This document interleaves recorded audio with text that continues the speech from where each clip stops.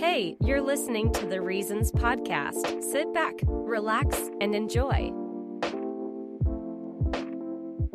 What's up, people, and welcome to episode 2 of the Reasons Podcast. I know I released episodes 1, 2, and 3 at the same time, so if you decide to listen to this one first, there is an intro episode, so you can get to grips with what I'm going to be doing here, what the point of this is, and essentially the reasons behind the Reasons Podcast. But today, like I said in that episode, I have a very special guest, and a guest that will essentially encapsulate everything that I want to do here on this podcast, because I've spoken to him about it so much, and that is my boy Jamie, otherwise known as DimSum. Damn, that's quite the intro, man. Thank you. So yeah, this is my friend Jamie, otherwise known as DimSum, and we will get into what DimSum is, why the name DimSum, and essentially what the vision is for that, essentially. So if you want to yes, sir. introduce yourself, give a little rundown of who you are, what you do, and So sorry, my name's DimSum, Jamie, as my friends and family call me.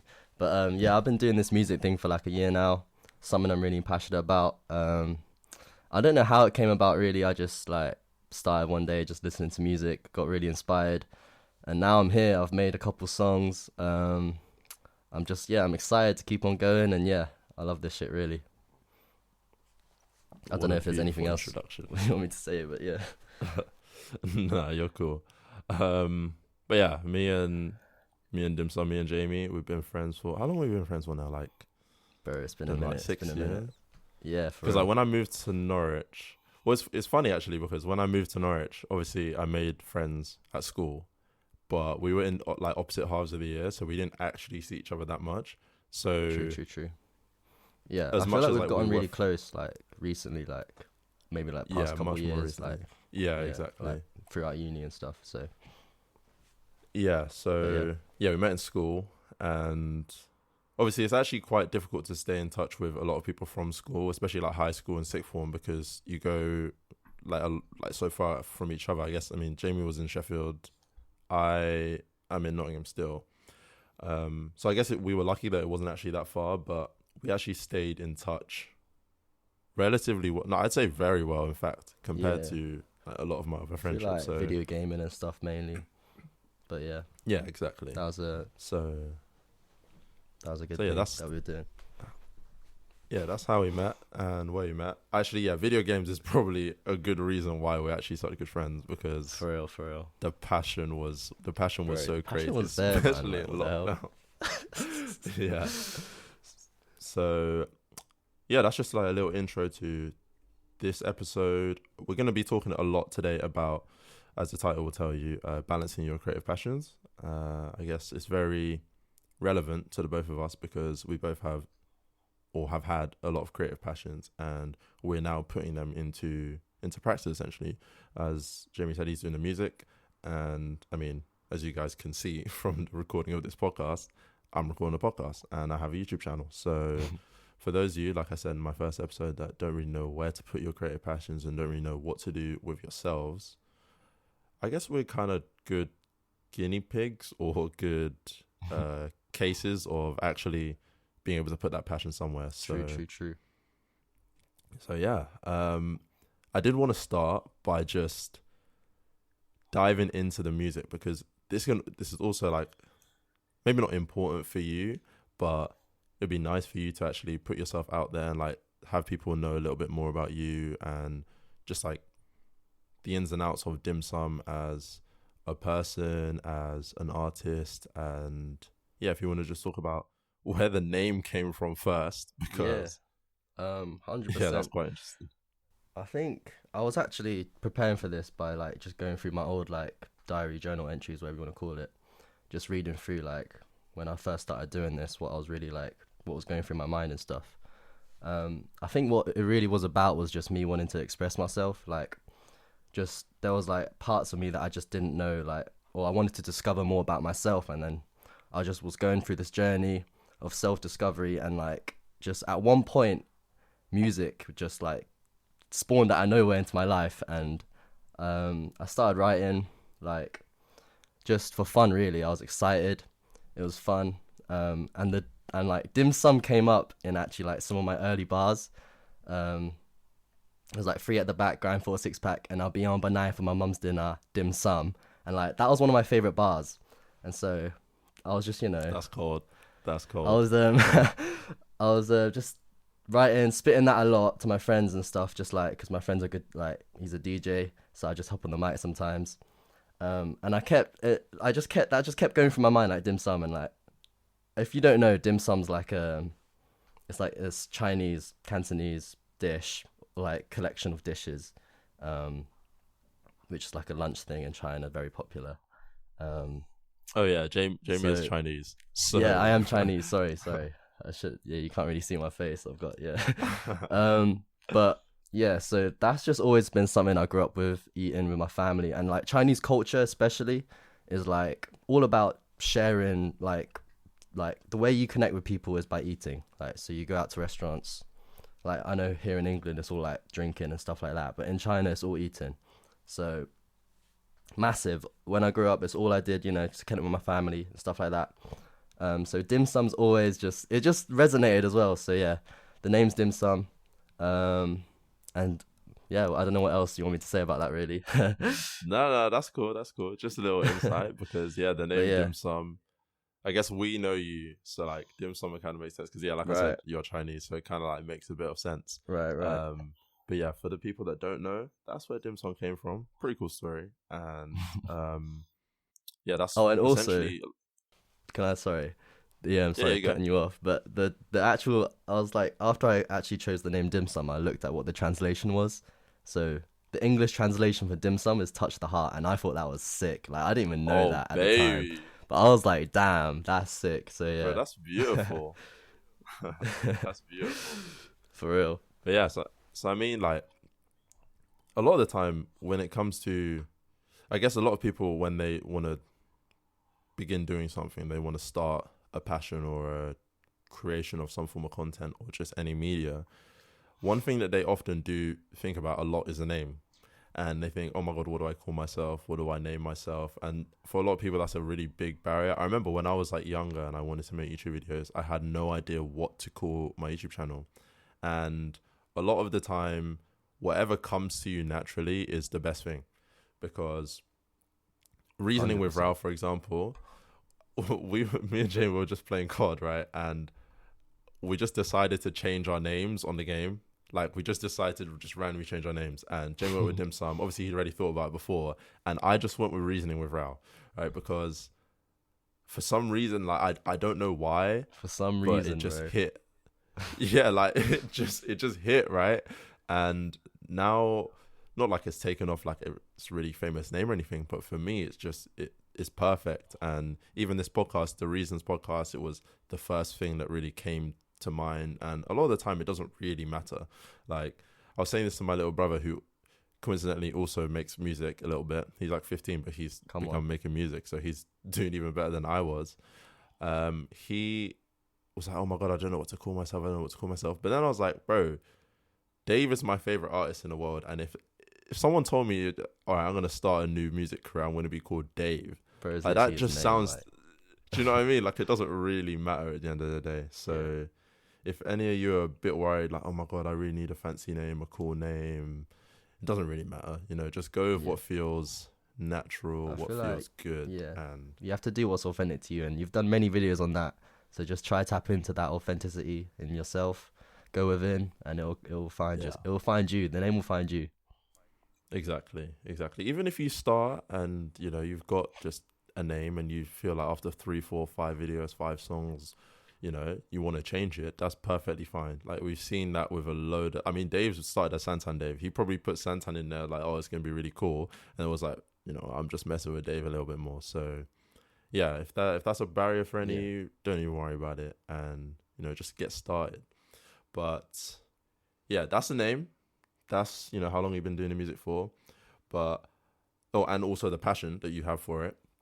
I wanted to talk a little bit about what your idea is, what your plan is for the music, because a lot of the time with with passions or with creative passions, you have a lot of passion to begin doing something, right? You have a lot of passion to start, experimenting and doing things. But a lot of the time, you worry about where it could go. You make 3 episodes, you make 4 songs. What do I do after that?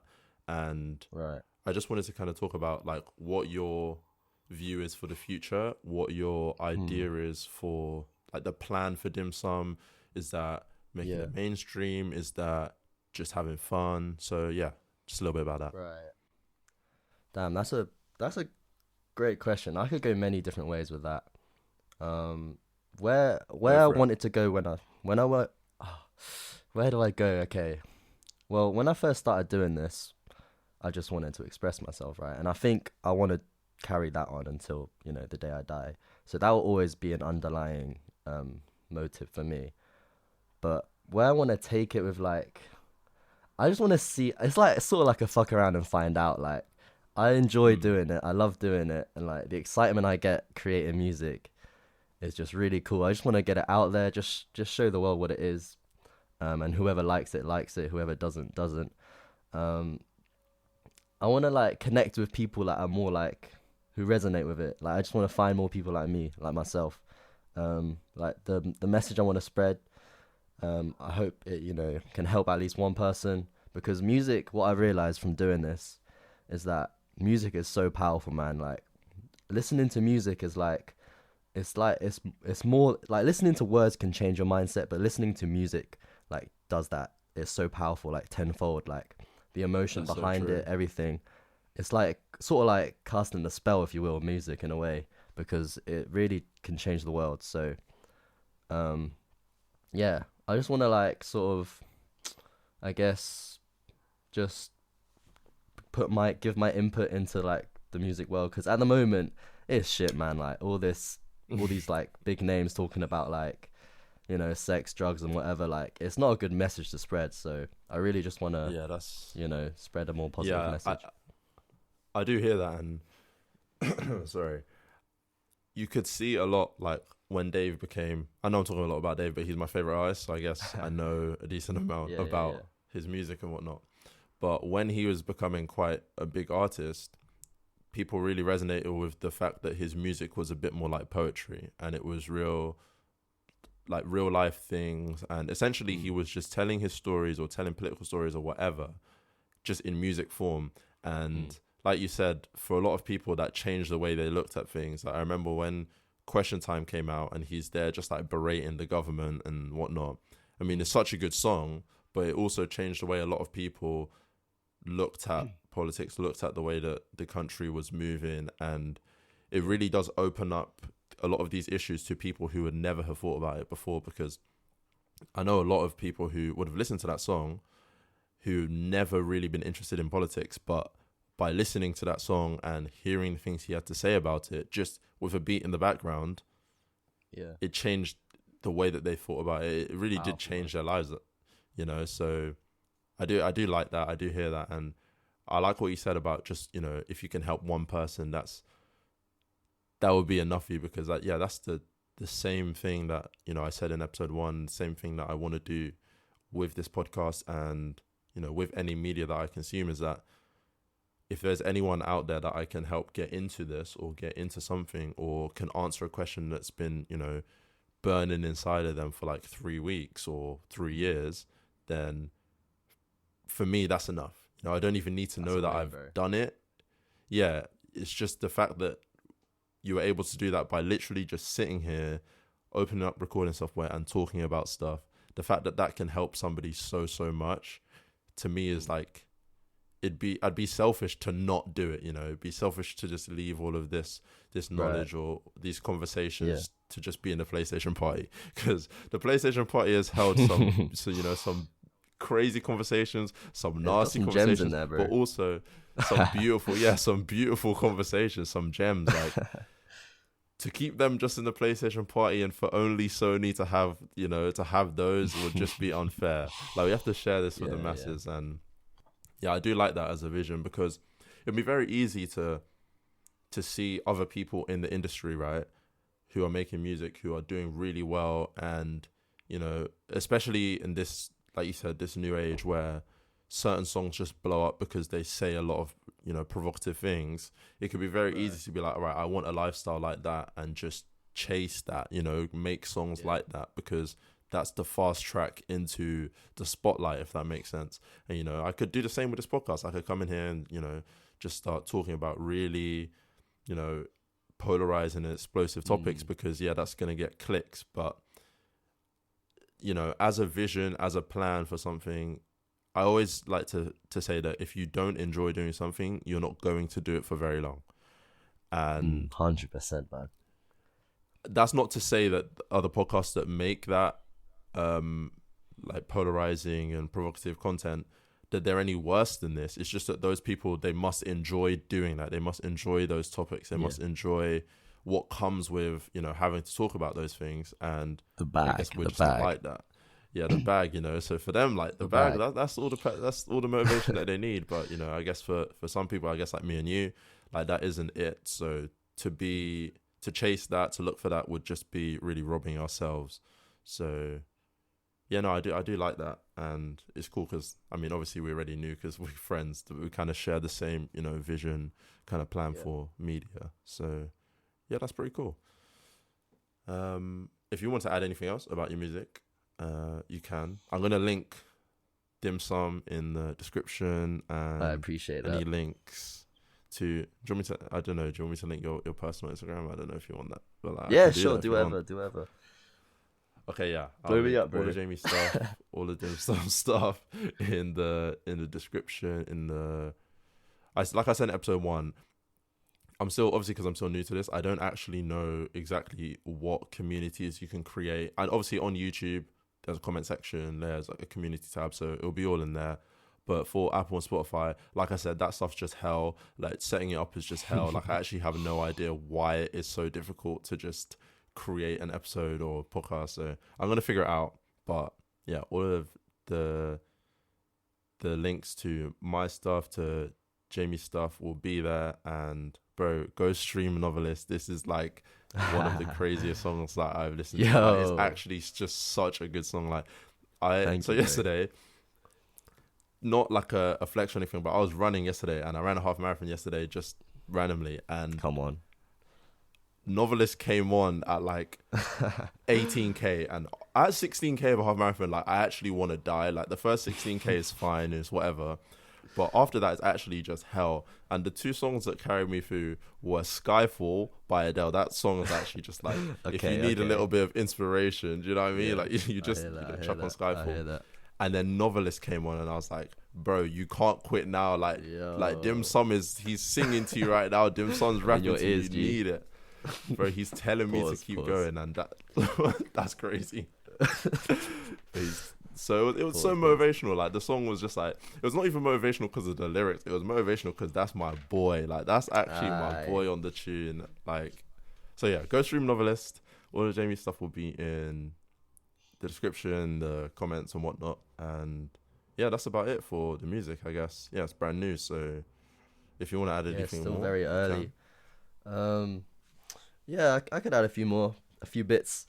I just want to like touch on how like just doing it just makes me feel more alive, I guess, because like my day-to-days just kind of get, you know, very like robotic at times, and when I get to like step into like my creative side and start writing, I really get to like tap into this stream of like creative consciousness. I don't know how to really explain it, because when I like write, I don't know if anyone can like resonate with this, but when I write, it's like it's not really like my ideas. I'm just like an antenna for it, really. So doing that is just like so like mind expanding. I can't really explain it until you like try it. So I just urge anyone with like a creative outlet to just tap into that more, because it's fun, man. It's so much fun.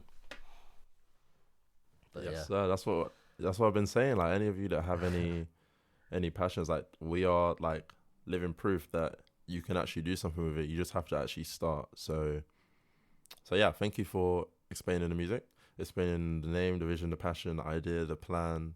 And yeah, I guess now we can actually get on to like talking about balancing that passion with other things that you're doing in your life. Because I guess for a lot of you, the issue isn't just that you don't know what to do with your creative passion, is that you also have stuff going on in your life.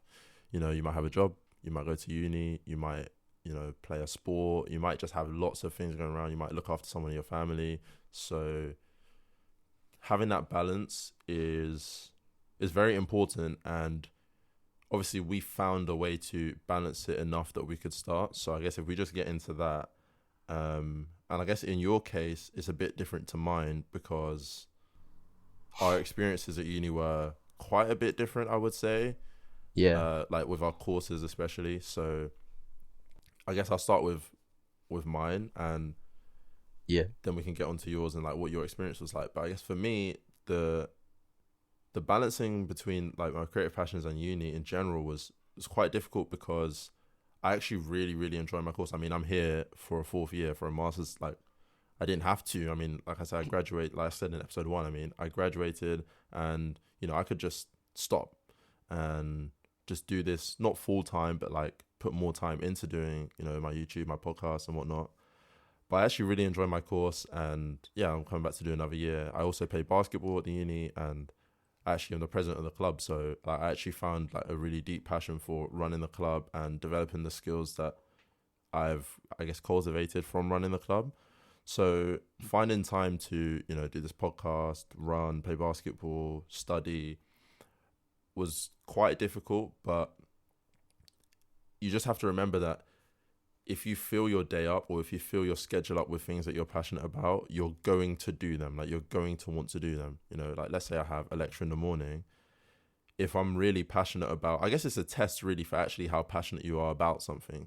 If I have a 9 a.m., right, and I've got a lecture at 4, in that time between my lectures, if I'm really passionate about doing the podcast, then, you know, I'll come back and I'll record an episode, or I'll come back and I'll make a YouTube video. So finding that balance is often really just about how much passion you have, because if you find that you're struggling to find time to do stuff that you really want, or things that you think you want to do, like create any form of media, become a video editor, become a musician, anything like that, if you find that you're struggling to actually do those things around your schedule, is either one or two things. You might just not have enough time, and in that case it's quite unfortunate, and you might have to think about where to schedule, where to, you know, release some time so that you can actually do it. And 2, which is, I guess, also unfortunate, that you might just not have enough passion to do those things. You might not have enough passion to actually have that be part of your life with all of the other things that are going on. So yeah, like I said, it's quite different between me and Jamie, because I don't know. I feel like I had more things going on than you. I don't know if that's fair to say. Yeah. During my time at uni. Yeah, so I probably, you know, had to schedule a little bit more, find different ways to get things in. But enough of me talking about the differences. If you could just explain what it was like for you, and yeah, we could talk about how they are different after. What, with like my uni like experience? Or, like, yeah, so I guess like what it was like for you before you went to uni, what you thought uni was going to be like, and then what it actually ended up being. I had no idea what uni was going to be like, to be honest. I went in, not a clue, not a Scooby. I think what was crazy with my experience was that I sort of landed into this flat with like a very specific group of people that sort of like shaped who I am today, because it seems random, but like the way it's all turned out has been so crazy. Because if I didn't meet these certain people, like shout out Danny, shout out Dylan, shout out Baron, like these guys, like those are the guys, they made me into who I am today with the music, especially because, you know, Danny's a DJ and he brought me out to like loads of raves and stuff, and so I would have never discovered that because and like he like bought the first mic that I ever used and shit like that. So it was like sort of crazy how it all just like fell into place for me to like do the music. So but with like actual uni, I studied genetics. I went into it with just like a curiosity. I was interested. I was good at biology at school. So I went into it with like biology in school. chill. I went into it with like this, just curiosity, really, interest. And I came out of it after like 1 or 2 years, just like none of it really resonating, like none of it was hitting for me. And I was like sort of wondering why deep down, because genetics, like it's DNA, it's the blueprint of, you know, of what we're made out of. And so I really just like in my spare time dove deeper into just like, you know, how the whole world works, education system. And I just think it's a bit backwards really how it's all run, like especially with the research, because it's all about, especially in genetics. So I'm gonna go on a bit of a rant here. That's cool. It's all like based on making making medicines, curing diseases, right? It's curative. So like the whole world is, you know, pumping their energy, research, time, money into making medicines, but we're just creating the problem in the first place. So I was sat in like lectures learning about like how we can use DNA and genetics to make medicines or whatever, but in the first place we're creating these diseases because of the lifestyle we choose.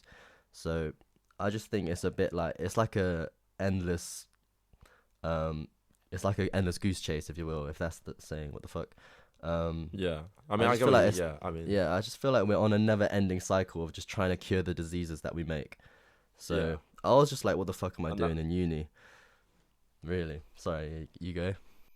Yeah, no, that's cool. I mean, it makes sense because like the more diseases we create by living in a certain way, the more things we have to cure, and the more money these Right. companies make. These genetics Literally, companies, it's all these making pharmaceutical money, man. companies It's make. all making money. So I was not really fucking with that. I didn't want to pour my energy into that.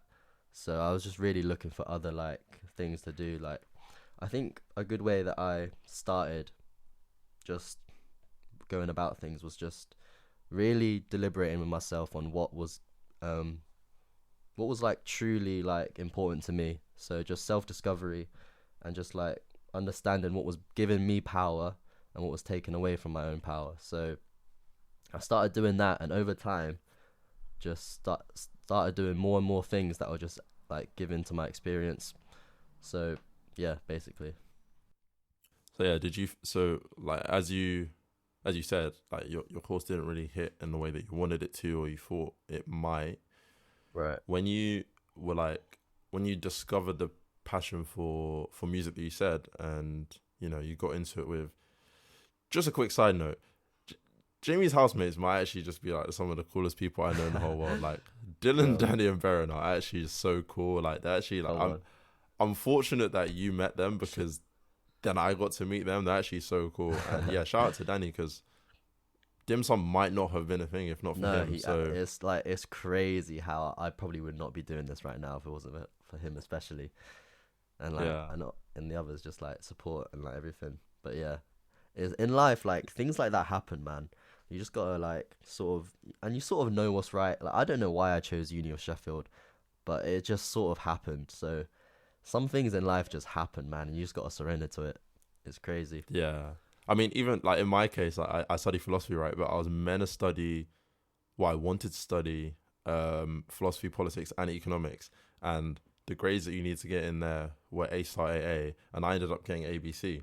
So obviously I didn't get the grades, and it was a bit of like a shock. Not really a shock. I mean, I didn't expect to get the grades, but I didn't expect to get ABC. So for me, it was like a bit shocking. But then I just jumped on clearing and then got philosophy.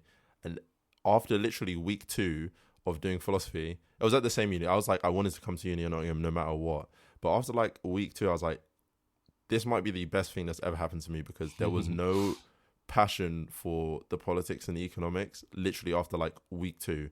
So I'm so happy that happened. And yeah, like you said, like things just have a way of working out. Like if I'd gone to a different uni, if I'd done a different course, if I had gotten the grades, my life would be drastically different. I probably wouldn't have even had the time to do any of this stuff, you know, even be talking to you right now.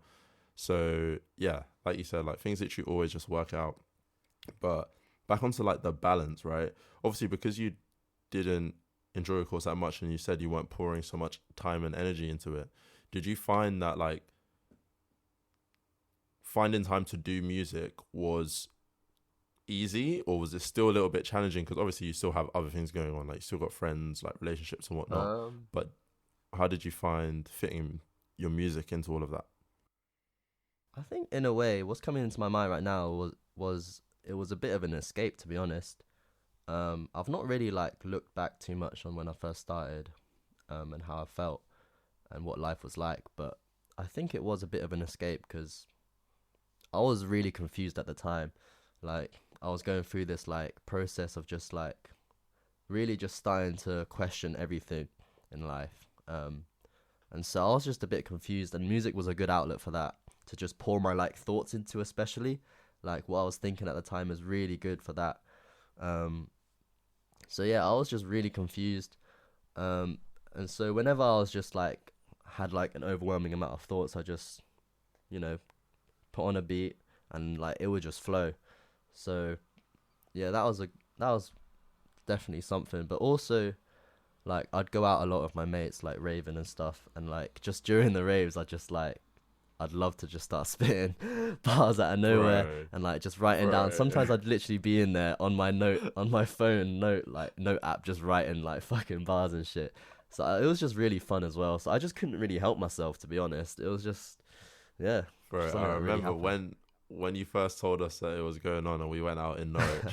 And like the first couple of times we'd go out, there was just like this room upstairs in this place.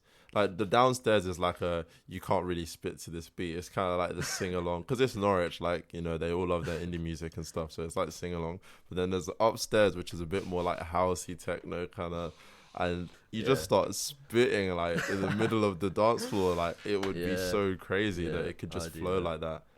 Like that ability is actually crazy, because I remember when I was younger, like, you know, you're in school and people are like, oh, let's have like a rap battle, let's have a freestyle battle. If I was ever in that situation, like I literally had nothing in my mind. Like there was no ability to like flow or to just have any form of like a musical talent in that sense. So that ability to just like hear a beat and be like, yo, that's the right, you know, pace for me, and I'm just gonna start spitting stuff, I've always found it so crazy about, you know, musicians. So that is pretty sick that you can do that, and that, like, I guess in that sense the balance wasn't too difficult, because it wasn't even like you had to fit it into your schedule. You would literally just do it. Yeah, it's kind of weird for me. Like, I had so much time in my days. I worked at Tesco's at the time, so like 3 days, that was nothing. And like with my uni course, because it was very new, genetics is like very new for like our times. If you're watching this 100 years in the future, yo. But yeah, genetics is pretty new right now. Like, so especially the School of Biosciences was like just recently formed, I think that year, for our uni. So everything was like getting completely revamped. And so a lot of like topics and subjects overlapped in my modules. And so I just found this, like, compared to other degrees, especially because my mate Baron did chemistry and he had to put the work in, bro. Compared to me, I didn't have to do much at all. And like, I've always been quite blessed. Like, I learned things pretty quickly, so I didn't really have too much problem with my uni course. So I literally just had so much time, man, to do anything I wanted to. And like, a lot of the second years was spent on video games. And like the third year, I really just like cut that out. And I've not told you this yet, by the way, but I've actually shipped my PlayStation to my little brother in Brighton. No way, bro. A bit of a, because he messaged me. He was like, "Oh, I'm trying to buy this PlayStation for 30 quid," and I was like, "I'll just have mine, bro." And so that's actually hell, Jamie, it feels kind of weird right now with that. It feels kind of weird about to say. Like, when you said, like, first and second year was spent just playing video games, like, we literally used to play video games all the time. I know. Like, every day we'd hop on. It'd be like, if you were going out or if I was going out, like, it'd actually be like, what the hell's going on? Like, we're not playing today? That's so crazy. Like, that's how much it was. It was fun, man. And I mean, don't get me wrong, like, I still love it. I'll get a PS5 soon. I need to get my money up first, hopefully. Soon come. But yeah, I'm down to play it. Just right now, I just feel like I need to be like doing other things. Yeah. I hear that. I do hear that. Yeah. I mean, to be fair, like, for me, like, I've always been, I mean, I guess the same as you, like, we always play video games growing up. And for me, I always just found a way to fit it into my schedule. So I feel like if I was to just, especially because I actually did buy a PS5, like, if I just got rid of it, I'd actually feel like it was such a waste, because it did set me back literally like 1 year's worth of food. So Yeah. I've essentially just like, I mean, I just showed you before we started recording, this like gaming channel that I probably won't even take that seriously, especially not as much as the podcast or the Reasoning with Rao, the YouTube, but simply because I really want to learn video editing for the YouTube and just in general as a skill for like later life, and it's kind of relevant in kind of what I want to do after uni. So I was like, how can I find a way to make this passion I have for video games, which, like in your case, you just cut it out and just did other things. For me, like I feel like it's just so difficult for me to just cut it out. So I was like, how can I make it so that it actually helps me in the other facets of my life? So just by recording the games and editing them, I'm working on my video editing. I put my camera on, so I'm working on speaking to a camera, and it helps me when I'm recording this podcast and doing the YouTube videos. So essentially, I just you go. I think that's the key, really. That's the secret to turn whatever you're doing every day, just naturally loving, into something that's like gonna help you in every other facet in life. Yeah.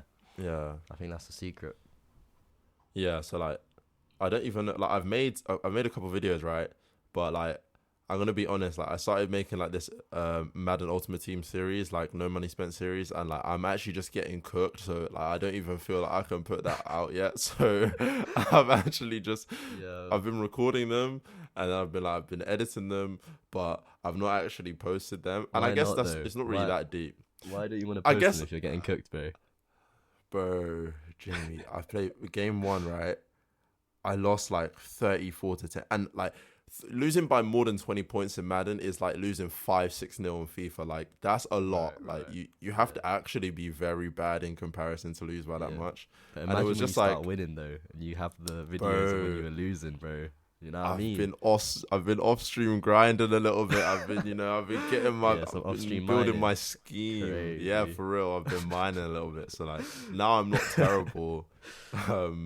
So yeah, I don't know, but like it might be a real thing in the future, or it might not. But yeah, I guess finding that balance between, I guess this whole video is about balance, but in so many different ways. Like finding that balance between something that can be detrimental, playing video games literally all day, like that could be very detrimental because I could lose track of like my fitness and my other passions like the podcast, the YouTube, whatnot, and actually trying to find a way to take that detriment and actually make it a positive while still getting the benefit of, you know, playing the video games. Like I don't feel any worse recording the videos, recording the video games and putting my camera on. So essentially I get the best of both worlds. I get to play, but then I also get to work on, you know, recording, talking to the camera, like I said. So yeah, that is pretty cool. Yeah, I think balance is important in every facet of life. Like I love the saying, like, how you do something is how you do everything. So just make sure you're balanced in everything. So like, don't do too much of one thing because you're gonna leave something else that you know you should be doing. And that's something I've been struggling with recently, man. It's not doing the things I know I should be doing. So I need to make sure I keep balanced in those areas. It's very tough, and like I always think that for those of us that are aware of the fact that you're not doing the things that you should be doing, it's much more difficult. Not even more difficult for us. It's just like that awareness, that self-awareness that you're slacking can be very draining, because like there was some washing up I needed to do, and like I just hadn't done it for like a whole day, and I was like, it was just so draining. Like every time I had a bit of spare time, I was like, bro, you need to do washing up. But you know, there are some people who actually just don't even think that much about it. So for them, it's not as draining. It's just like they're not doing the thing. So like it is a bit frustrating.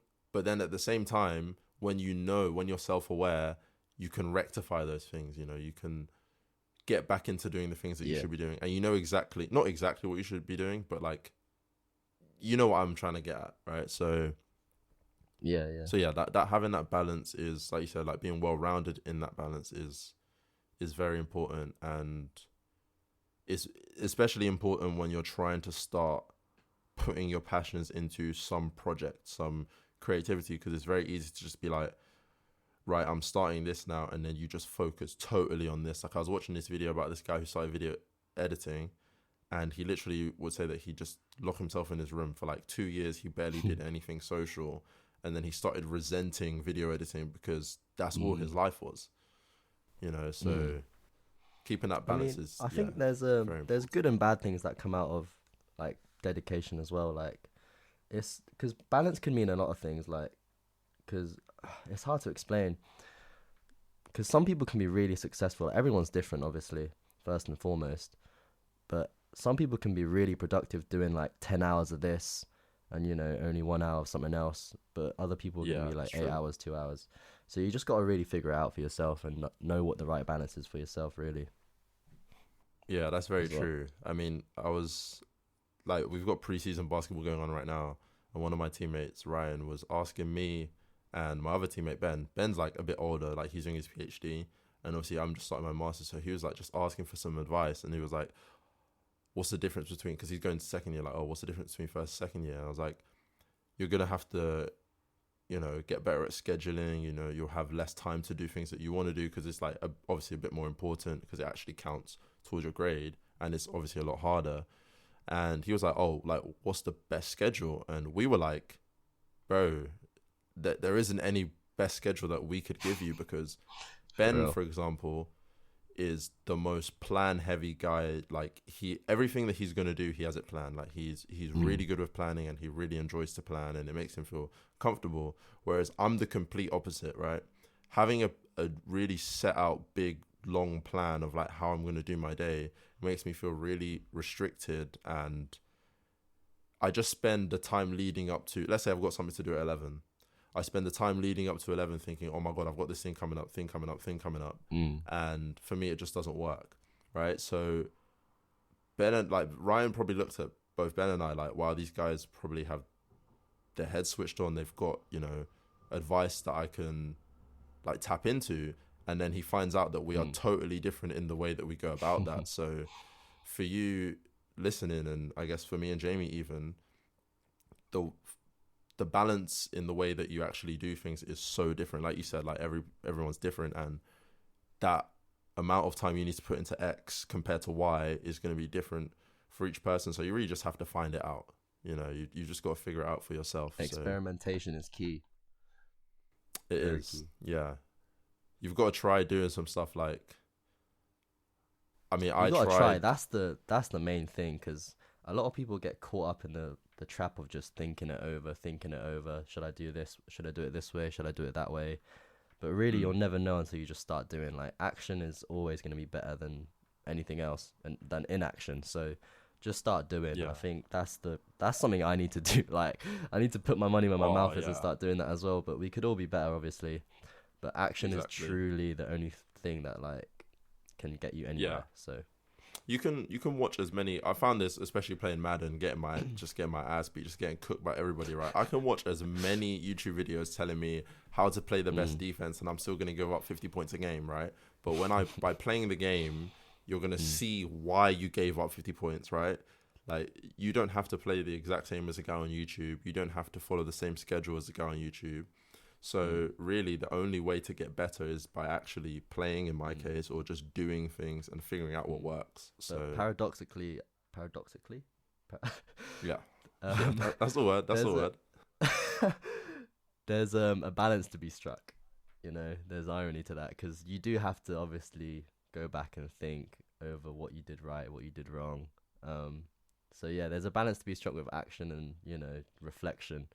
So yeah, but that's something you got to find out yourself as well by just doing it. So yeah, and that's what I guess I'm going a little bit of a tangent, right? Because I made a video about the ethics of self-help because I wrote my dissertation last year on the ethics of self-help, and that's what I find so like maybe not irritating, because it doesn't irritate me that much because I just don't really consume it, but it just is a bit frustrating with self-help because a lot of self-help gurus will go out and give you like a blueprint to life, right?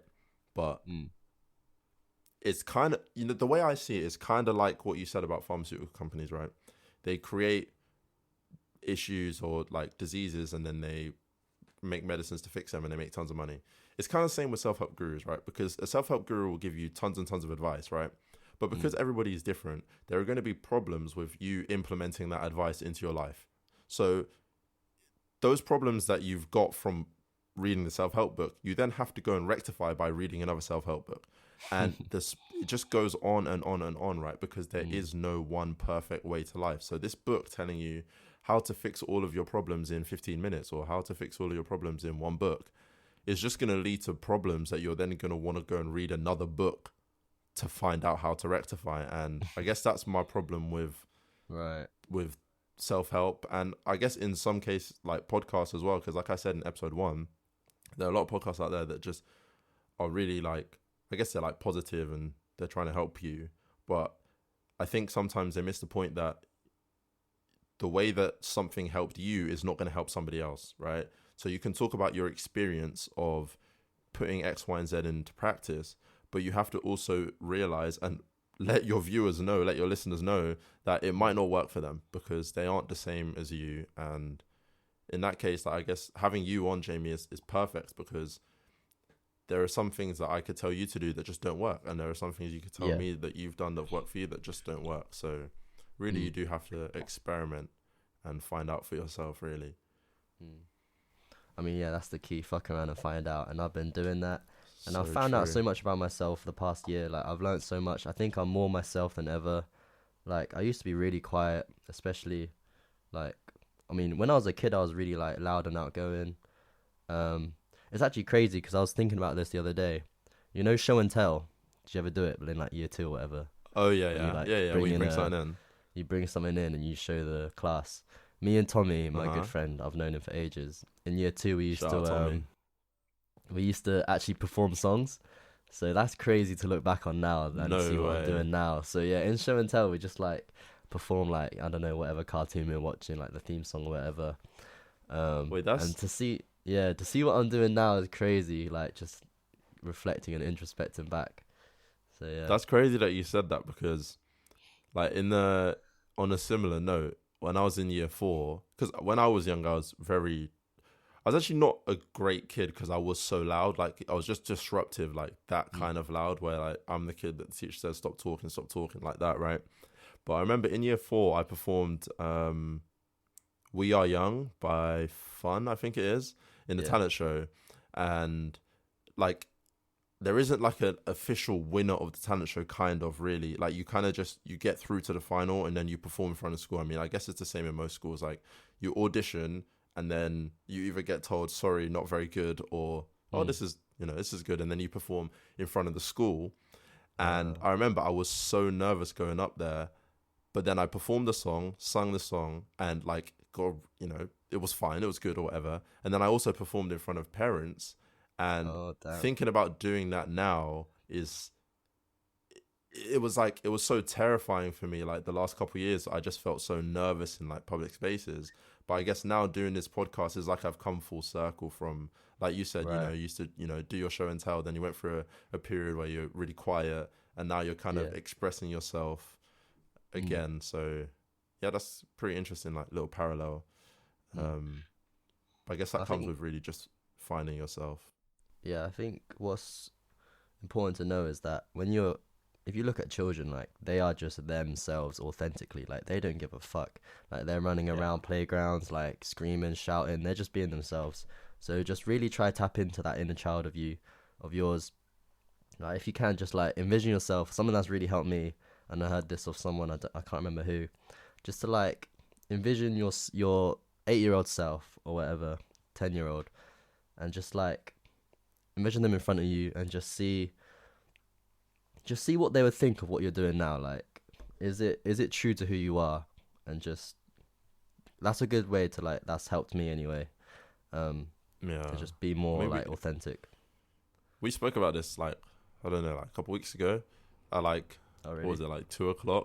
Yeah, in the pub. Do you remember? Oh, after we went out. Oh, we were with with Max and Siggy, and we were kind of having this conversation, like, like when you're a kid, like, you're not really thinking about anyone else, like, you're just doing what you want to do.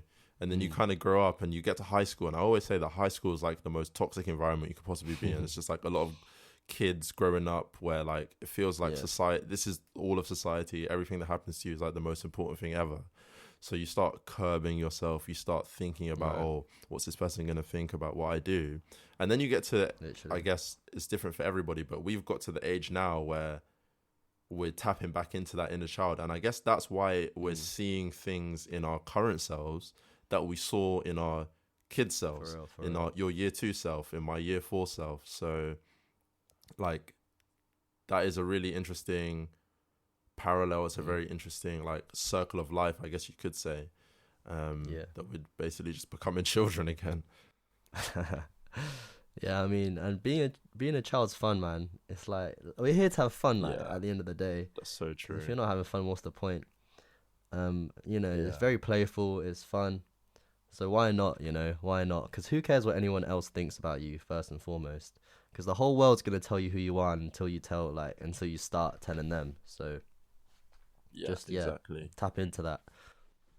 Yeah. So I don't even know how long that section was. It's just talking about balance, but I guess it was. Yeah, we kind of. It's useful that being the longest section because that's what this episode is about, and that's what most people struggle with creatively is balancing how to start with the things that are going on in their life, balancing doing like once you've started, actually continuing doing it with also what's going on in your life, and also balancing like yourself, like your personality and who you are, along with whatever passions you have. So I guess that's very useful. I did want to ask you though, like what it was like introducing DimSum and the music to your friends and family, just because again that's a very big thing with a lot of people feel embarrassed, like.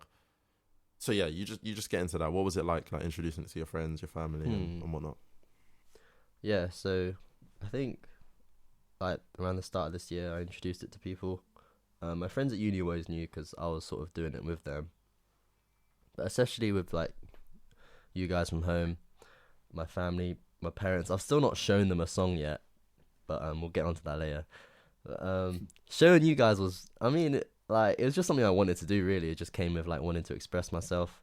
I wanted you guys to like, especially with like my creations, like with music, I just wanted to get people's reactions and like, because it's cool seeing people react to your music. Like that's really cool. That is, I can imagine that to be fair. Yeah. And I've always loved it. So like, I guess like what I'm trying to like just solidify in my mind is like as long as you like the song, it doesn't really matter. And of course that's a process because of course you sort of care for me anyway, what other people think. But yeah, slowly I'm just like getting to the point where like I really just don't care what anybody thinks, and like as long as I like it, that's enough, and it is enough. So yeah, that's really the mindset I'm trying to like apply. But yeah, I've not really reached that yet because I've not shown my parents, and they're a big like part of everyone's lives obviously, and like your decision making, your psyche. So I'm just like building up to that. I know like they're so supportive anyway, so like I've told them that I make music, but I've not shown them a song yet. But yeah, they're so supportive regardless, and I know they will be.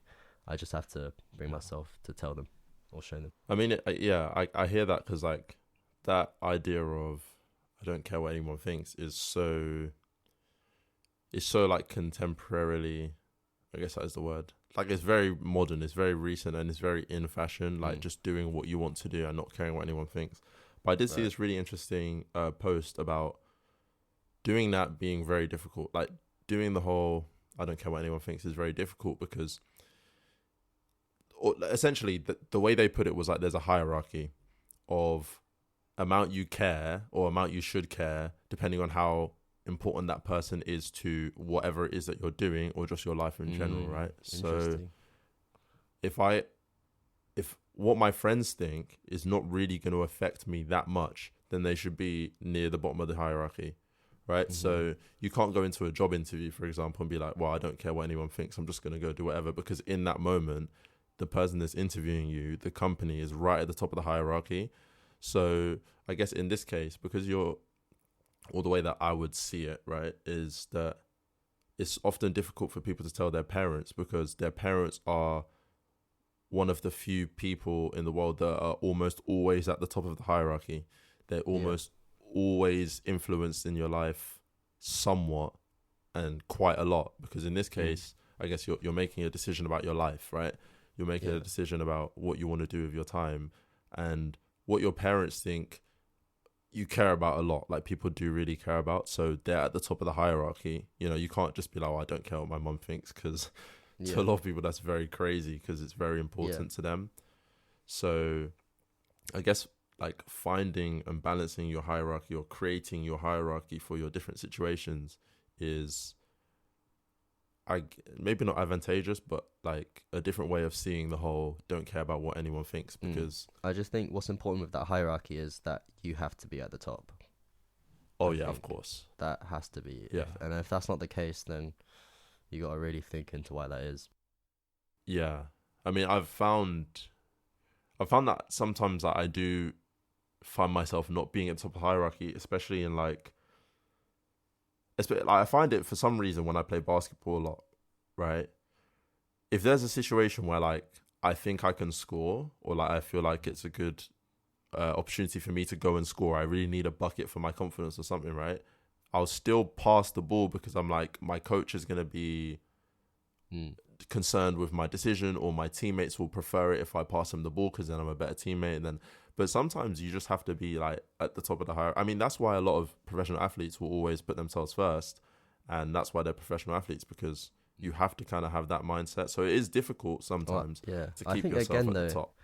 It's paradoxical again. Like, I think that's something that's always popped up in everything I've questioned. It's a paradox, because at the same time, like, be selfish, but you have to be selfless as well. It's like, but you have to realize that being selfless is actually going to like be more beneficial to you, if that makes sense. Like, it is, doing like, it might seem selfless, or like, but you have to do it for a selfless reason. Obviously, you can't do it. You can't give for a selfish reason, because then it wouldn't work that way. But there's a balance to be struck, obviously, again. But yeah, I think what a lot of people don't realize is that giving actually gives back to you.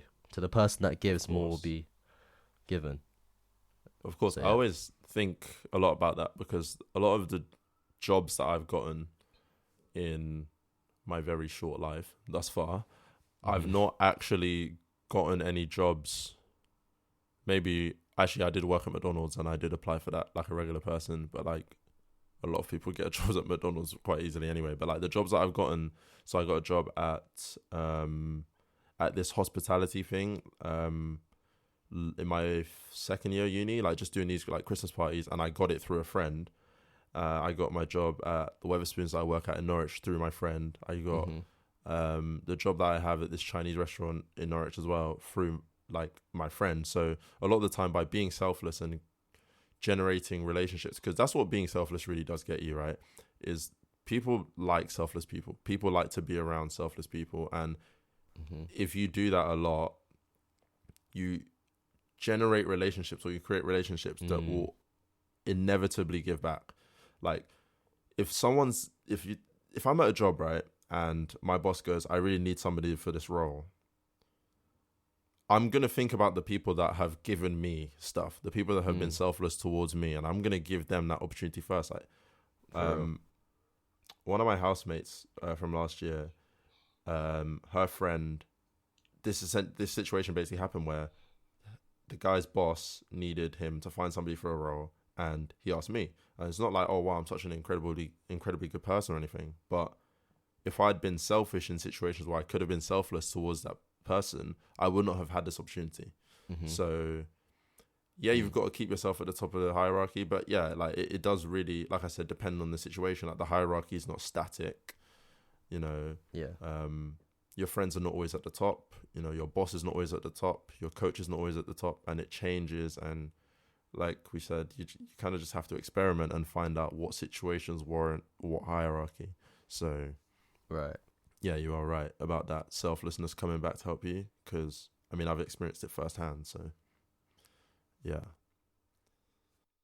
and it's so complex, man. Like where to put yourself, when to put yourself in front of others, or it's a complex thing. But I think at the end of the day, I think you always know what's like into it. Like intuition is a crazy thing, and that's something I've been tapping into recently. It's like you sort of always deep down know the answer, it's like, you know, when you are in like a conversation and you want to say you're trying to like, you can't quite remember who the actor's name is you're trying to remember in the conversation, and you can't. But then like later when you're going home, it just pops into your mind randomly, and you're like, oh, it was Shia LaBeouf. It was, you know, how does that happen? That's like, you get answers. That's just like when like your brain has it all in there somewhere in your subconscious. You just gotta like sometimes just to know what's right or wrong, just to like sit down and wait for it to come to you, and it always does. You always do have the answer. You do have to have a good level of patience, really, to allow your intuitions to do what they're capable of. And yeah, like you said, like tapping into intuitions and what that means is really quite powerful. And I guess it helps a lot with my course, because in almost every essay that I write for philosophy, I make some reference to intuitions, because they literally, I mean, philosophy is a lot about thinking and the way we think and trying to understand things. And for human beings, for like us as people, especially in society, our intuitions are such a huge part of that, right? We intuitively think things are right and wrong, and that has a huge social impact. So yeah, like having an understanding of like your own intuitions will allow you to like find that hierarchy, find that how much to care. And that's definitely going to help you if you're feeling nervous to start doing something, if you're feeling nervous to create your own media, is to think like, what do I just naturally think about this? What's my intuition telling me? And I always think that if you follow what you naturally think, what you naturally believe, you can't be upset with yourself if it goes wrong, right? Like if I always see these things like, oh, who would you want to take a penalty if it's like to save your life? Who would you want to take a free throw? Right. If I pick Cristiano Ronaldo and this guy goes up there and misses, I'm actually so mad. Like, I'd be so mad, because my life is not in my hands, right? So like, if I watched a YouTube video and decided based on that, and then everything went wrong, I'd be like, what the hell? Like, that I didn't even make that decision, basically. So I guess that's why you should often follow your intuition, but you have to allow yourself to use your intuition. You've got to, you know, see a YouTube video telling you how to do something you're struggling with, and sometimes just try and figure it out on your own, because if you try to do it on your own and it doesn't work, you can be okay with that. Like I said, like I can be okay with it if I step up to take the penalty and I miss. I'm fine with that if it means that I'm done, right? But if somebody else misses for you, you know, that's a much more difficult thing to get over. Yeah, and I think a lot of people fall into that trap of just putting the power outside of themselves, when, you know, the best thing you can do is just to empower yourself, because you're only going to get better through doing that and learn through doing that. Yeah, I mean, there are a lot of things like with the things that we're doing. Like, you could watch hours and hours of YouTube videos about how to do or how to set up a recording studio. I could be like, oh, how to set up a podcast studio or how to record a podcast, right? I mean, the way that we're recording right now, we're here on Discord and we're using just recording software, and you're just going to send it to me, I'll edit it together, right? Yeah. That's not what the internet says. And if I post this episode and if I post this episode and it doesn't do well, I mean, we made it work, we enjoyed it, and I can live with it because, you know, we made that decision. You know, if we had stuck with what we were trying to do at the beginning, bro, that was never going to work. Podcast, I'm going to be honest, you guys need to figure out what's going on over there, because I don't know what was happening. We literally couldn't record. But like, if we had tried to stick with what the internet told us to do and produced a bad video or a bad podcast, that'd be much more difficult for us to get over, because we could have just tried to figure it out ourselves, which is what we're doing now. And that's why I'm happy with what we've produced, and I'm sure you feel the same. So this is the second podcast, right? Who's your dream podcast guest? Santan Dave. Santan Dave. It might be. You know, I don't know. Barack Obama. The thing with... No, I can't have Obama on here, bro. No, because if I have Obama on here, then I've got like half of America that actually hate me because they hate him. So like, I can't have him on, bro. Like, I need to I need to remain neutral. Or, you know, like if I have Barack Obama on, then the next episode has to be Donald Trump, like just for my own. Nah, for my because you don't own have to like sanity. glaze him whilst he's on the thing. You know, you can just be. You can That's come true. from a neutral, like That's true. standpoint. You So know? I guess like let's say because obviously I feel like I'd agree more with Barack Obama. So like he'd come on and I'm agreeing with him, la di da. And Yeah. then if I have Trump on, I'm just arguing with him. Like I don't know. Like Yeah. I don't know if I'd Well, be are you able to alright deal with with the having hate? politicians. Because like you're always gonna have haters, I guess. That's so true. I guess that's another part of like how to balance hate because I mean I've not had any yet, which is very fortunate. Because Like, there's I've gonna not be, had any especially videos. in your field, there's gonna be people that disagree with you or like question you. La di la di Yeah. da. I think I've learned a lot how to deal with it. I've learned how to not deal with hate because dealing with hate, especially publicly, is like a brand new situation. It's totally different to anything you probably have experienced. But with my course and what I've learned in my course, I've learned a lot about agreeing to disagree, understanding where people are coming from, even when I do disagree Right. with them. Like I found a really good way, really, of understanding where people get things from. Right. So if somebody's arguing something and I don't agree, I'll sit back and be like, why do they think? I guess that's where reasoning with Rao came from, right? Because I'm trying to do the reasoning as to why things are going on or why somebody would show hate. And Yeah. I guess like because I've not had any yet. Like I said, I don't know how I deal with it, and Yeah. I hope I that's, don't have to. But like, I mean, You'll cross obviously that I bridge will at when some you get point. there, I guess. Yeah, exactly. Like I could Google right now how to deal with hate, and if I put that into Yeah, practice, Wiki how, step by step. yeah, you know, like that would just be so inauthentic. So I guess I'll just see what it's like. But Well, I think I don't know. What about you? Well, you sort of get like these. I sort of get these mini tests nowadays because like I've drastically changed my lifestyle over the past year, and like my family's noticed it. Like I try to eat a lot healthier now, especially as I'm home now after uni and I'm living here with my parents. I try to live like a much healthier lifestyle, and whenever my parents like offer me like these foods or ask if I want to get takeaway and I say no, they always come with these like snarky remarks. Well, sometimes, not always. It's like, oh, look at you trying to be like all this, and like sometimes, like a lot of the times, I'll just take it on the chin or whatever. But sometimes I notice myself, especially like this happened really recently, like last night.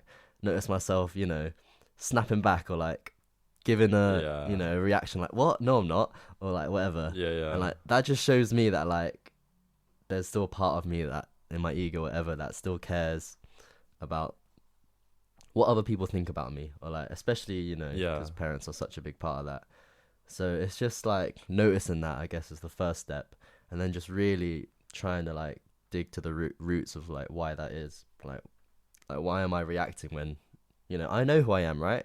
So why should I step back and say like that? So yeah, that's really interesting that you said like that. You're like obviously this topic that we're on right now, because obviously you started by asking who like my dream guest would be to have on this podcast, and one of my friends, Nathaniel, I guess for some of you might know Nathaniel Messiah, Jim, blah blah blah. He hopefully will be on at some point. It'll be very nice if I can have him on. He's one of my dream. I guess it's a bit weird because like he's actually just one of my good friends, but he's also one of the dream guests I would have on here. And he actually, someone commented about his car. He has like a Porsche. I don't know that much about cars other than Formula One, but his car is really like expensive or whatever.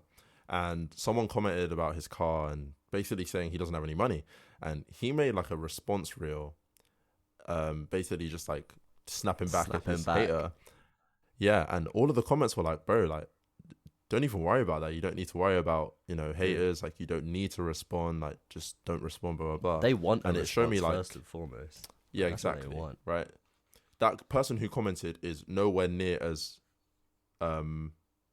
rich or successful as Nathaniel is, but they're still willing to be here, like make a comment about him. And then it was quite funny because his dad actually, his dad said to him, bro, stop responding to hate. Like, you can't be responding to hate. Like, like it's just a waste of your time. So I guess it shows that not everybody has a lock on it. Like Nathaniel has like over 200,000 subscribers on YouTube, I think, almost 200k on Instagram, and he's still dealing with hate in a way that, you know, some of us would be like, oh, there's no need for you to even respond. So we have time. Like we don't. I mean, you got to make the mistakes to learn it a lot of the times. So exactly. Like there's still a lot of things I'm doing right now that are like, you know, I'll probably look back maybe even at this podcast a year later and be like, damn, like some questions that I've, you know, got figured out in the future that I just have no idea how to tackle right now. So yeah. So I guess like it'll be, first of all, very nice having Nathaniel on, and second of all, dealing with hate, like you kind of have to, like you said, you have to make mistakes to figure it out. Like he's now gonna know whenever he sees a comment like that, not to say anything or not to respond in the same way. So yeah, prayers up, everybody loves me forever, and I don't have to experience any hate. But if it comes to it, then well, I mean, a lot of people, like haters, given like they're viewers, yeah, they're committed viewers, so you know, appreciate them as much as the ones that hate you or love you. Yeah, like if you want to hate, then that's actually fine, because you actually have to listen to what I have to say first. So I actually invite you all. Please, come on. Yo, careful what you wish for, bro. No, that's so true. I actually don't need like an army of people, because when it gets bad, right? When you get like an army of people that are listeners or viewers, and like it's like a big group of people that just don't like you, because that's probably very difficult. Like just be like, I'm a certain person, and this huge group of people just do not like me. Like that would be quite tough. So I don't know. Yeah, I think see. Well, this journey that we're on with just creating and sharing things, like there's a lot of tests and like trials and tribulations that will come along the way, just to really see if we're in it, you know, for the right reasons. Yeah. Or if we even have the minerals to do this, like such as hate, such as, you know, judgment.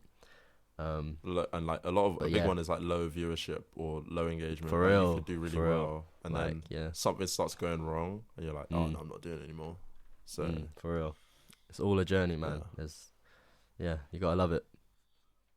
Yeah, but yeah, I feel like we've covered everything that I felt like I wanted to cover. Like I wanted to get out there for people to listen to, and also so much more. Like I said in episode 1, like the things that the people that I'll have on this podcast will say is so valuable. Like, I mean, I've learned things through this hour and what we at now, like hour and 12 minutes that I didn't know before, or like I've thought about things in a different way. And like I said in episode 1, I'm like, you guys are listening to this conversation, and you guys are going to be like, damn, I didn't think about things like that. But like we as the co-host right now are doing the same. Like Jamie would have thought about things differently before we started this podcast, and I would too. So like this is essentially just like a community for us all to learn. It's not like we're sitting here telling you how to do things and you guys are just students. Like we're actually all learners here, and it means that we're all students. We're all on we're all on the same playing field. Like if a viewer decided that they wanted to pose a question to me for a next episode, or even wanted to come on an episode, like I actually wouldn't be opposed to that, because like I said, like we're all on the same level. So long as you like didn't come up in here and like you were just trolling for an hour, like that would just be crazy, and I probably wouldn't post that episode. But like so long as it's like part of the community and we're actually engaging in like learning that'd be together, a funny episode. That would be so crazy. Imagine some guy just comes on here and he actually like everything I say just says the complete opposite, and I'm here trying to like create a nice episode out of it, like in my time that I have, and he's just trolling me. That would be hell. But yeah, no, I think we did good, and we did well. Like I did say, you go. No, I was just gonna say, like, first time I've ever really done anything like this, so yeah, it's been fun. Yeah, I mean, for me, it's the first time I've had it like in this setting, because the first episode was just me, and obviously we do speak a lot, like us two, but it's not in this format, like where we know it's gonna go out, or we're actually trying to help people. Like normally we're just like just bullshitting and just talking, you know. So it's really hard to like emulate that, like the like natural conversation sort of feel when you've got a mic in your face. But I think you did a decent job. That's what I was saying, like at the start, like once I get past 1 minute, I'll kind of forget everything's here, and then we just yeah. having a conversation. So it's very nice. And what was I gonna say? Oh yeah, in my first episode, I was like, any of the guests that I have on, it'd be nice to have them back on. So like maybe in like, I don't know, an amount of time. Yeah. Don't know how long. You could 100%. come back on and see how things are going, and so it'd be very cool. Yeah. All right. Well, this has been episode 2 of the Rao podcast. No, the Reasons podcast. And yeah, I appreciate you all listening and welcoming DimSum to the community. Clap for DimSum. Thank you so much. It's been a pleasure. It's been fun as well. Yeah. Yeah, no, it was good. Do you have any leaving remarks, anything you want to say before we jump off? Let me think. Yeah, I just want to say thank you again. I'm grateful for this opportunity. And yeah, I'm excited for more. Okay. Well, that's it, really. That's been us, and I appreciate you guys listening, especially if you got all the way to the end. I assume no one's going to listen to it in its entirety in one go, but even just making it to the end, I appreciate you guys listening, because for real, yeah, I mean, it was fun for us, and I really do hope that some of you guys got stuff out of this and make something. You've got all of the passion, you've got all of the desire in your chest, you've got it in your body. Oh my God, you have all the tools as well. There's nothing that you don't have at your disposal to do what you need to do or want to do. It's exactly. So no excuses. Just do it. Just start. Don't worry about anybody. Put yourself at the top of the hierarchy. You know, find your balance, experiment, figure it out on your own, and I'm sure that you will do great things. Your excuses are not good enough, man. They're not. They are not. They're actually often not good just, enough. They're not good enough. They are often very bad. So, very, very bad. So yeah, right. That's been me, Rao, and DimSum too. And yeah, tune in to other episodes as well. Peace.